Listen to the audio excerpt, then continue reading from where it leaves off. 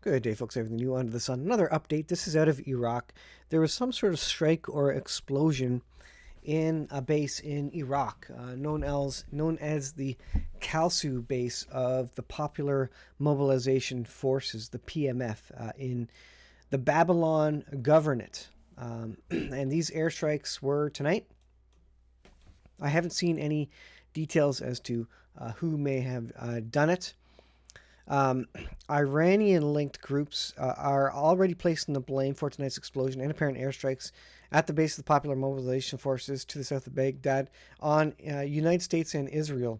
That's what OSINT Defender kind of quotes down here, where you can see it right there. So it's a suggestion, again, that it was Iraq, U.S., maybe clearing the way for a greater Iranian strike. Now, what was the incursion into Iran and Isfahan air base? Well, it was A, a test of the air defenses. It was B, a way to get rid of S-200 air defense systems. And, C, it was a way to slap Iran in the face for their strike. And D, I guess it was a way to kind of prove out and determine what else they had to take out to clear that airspace.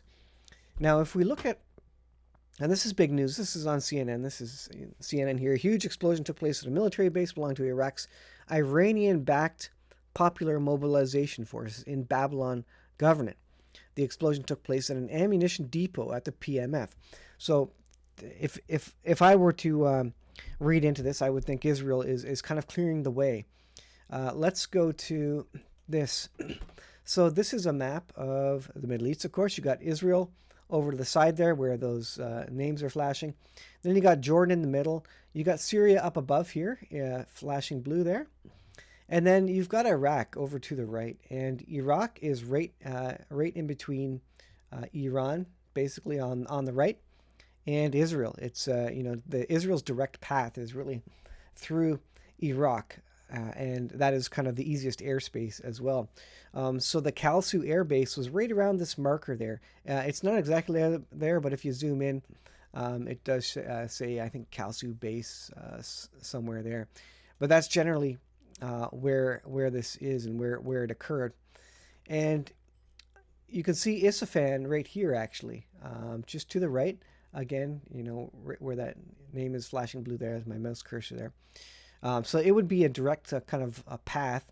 A straight line is going to be the way to use the least amount of fuel. It takes quite a lot of fuel to fly from Israel right to Isfahan and back. So they need refueling tankers. They need to take out Iranian resources along the route and air defense systems as well. So if they're planning a larger strike, it would kind of make sense that they would take out some of the advanced placed weaponry that Iran could use by its proxies, that aren't in Iran proper, so that Iran could mobilize proxies in Iraq and Syria, or make use of those weapons elsewhere.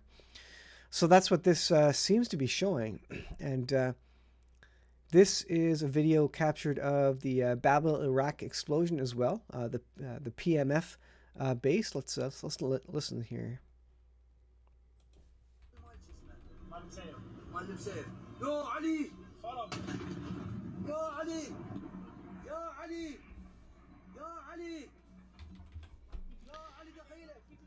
All right, so that apparently was the base there.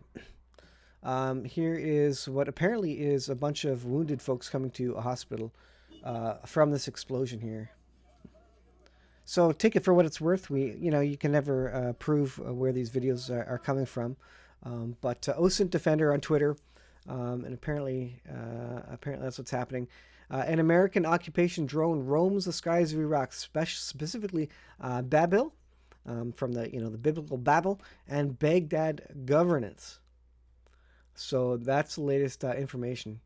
The Popular Mobilization Forces, being an Iranian-backed paramilitary group, they are still a branch of the Iraqi armed forces and have over 200,000 fighters. So if they're in control of Iran, that would be a legitimate target from the point of view of Israel and the U.S.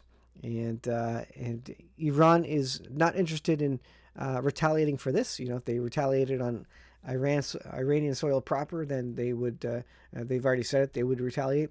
But being in Iraq, I think these are open. Open targets for warfare between Israel and Iran. So casualties on the ground at a base. So interesting. And that's kind of latest news coming out on Twitter about that. So I'll leave it there, guys.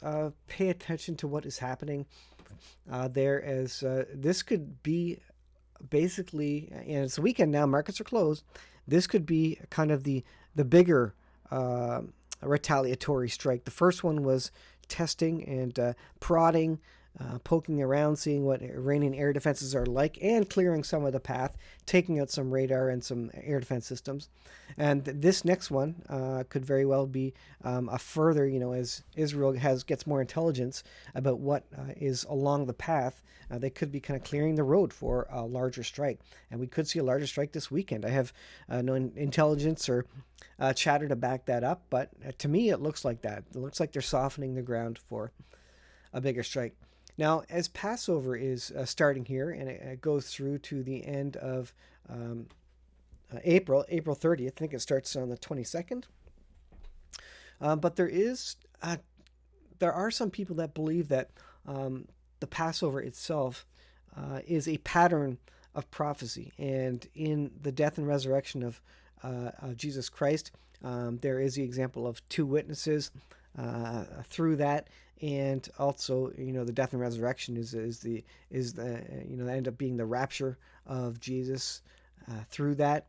So, another high watch period. I haven't found a lot of convincing evidence of that, but all the Jewish holidays are interesting. Holy days are interesting to watch. High watch periods, to be sure. And I'm one who believes that the springtime could very well be the time of the rapture as well. And if we are heading into war, heading into the 7-year period, those of you who are pre-trib folks, that would be kind of a high time for that to happen based on the things that are occurring right now. So I'll leave it there, guys. Thanks for watching. Be prepared. Things are going on in the world. I went out and filled up a jerry can of gasoline. I've got my communications. You never know. All these things could be destroyed by an EMP or by marauding, burglars, whatever it may be, when things go sideways, when we go to Mad Max.